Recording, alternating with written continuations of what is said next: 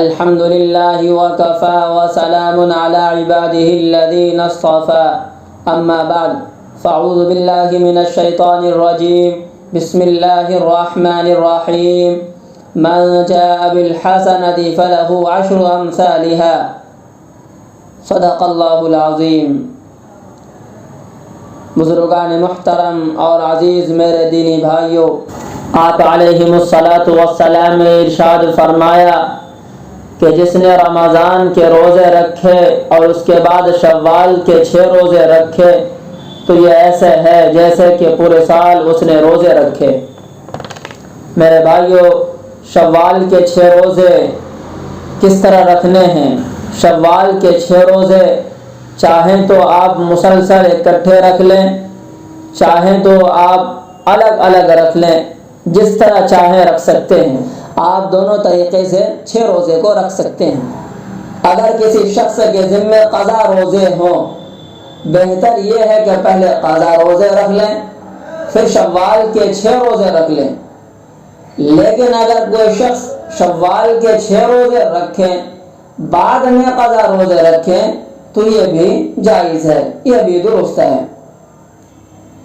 شوال کے 6 روزے احادیث سے ثابت ہے۔ آپ علیہ الصلاۃ والسلام نے فرمایا من صام رمضان ثم اتبعه 6 من شوال کان کصیام الدہر، کہ جس شخص نے رمضان کے روزے رکھے پھر اس کے بعد 6 روزے شوال کے رکھے تو یہ ایسا ہے جیسا کہ سال بھر اس نے روزے رکھے۔ کیا مطلب پورے سال روزہ رکھنے کے؟ یعنی رمضان کے 1 مہینہ اور شوال کے 6 دن،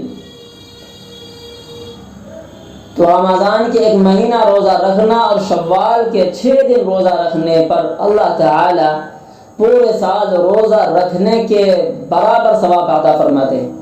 کیوں؟ کیونکہ قرآن کریم میں اللہ تعالی فرماتے ہیں من جاء بالحسنۃ فلہ 10 امثالها، اللہ تعالی ایک نیک عمل پر 10 اجر دیتے ہیں، یعنی جو ایک نیکی لے کر آئے گا اس کو 10 گنا ملے گا۔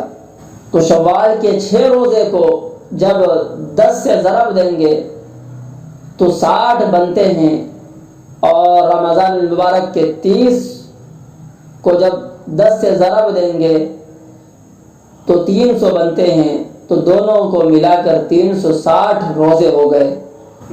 تو اس طرح پورے سال روزہ رکھنے کے برابر ثواب عطا فرمائیں گے۔ اگر کوئی شخص شوال کے روزے میں قضا روزے کی نیت کرے گا تو قضا ادا ہوگا یا شوال کا روزہ ادا ہوگا؟ میرے بھائیو، اگر کوئی شخص شوال کے روزے میں قضا روزے کی نیت کرے گا تو قضا ہی ادا ہوگا، شوال کا ادا نہیں ہوگا۔